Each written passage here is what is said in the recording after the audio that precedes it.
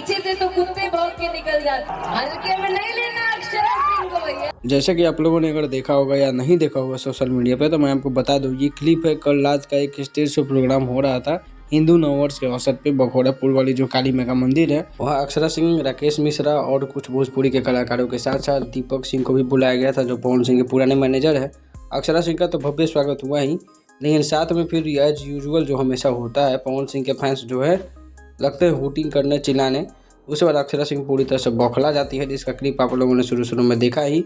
वहाँ पे फिर हर स्टेज शो की तरह पवन सिंह के फैंस जो चिल्लाने लगते हैं, जैसा न्यूज़ निकल के सामने आ रहा है कि पवन सिंह के फैंस है।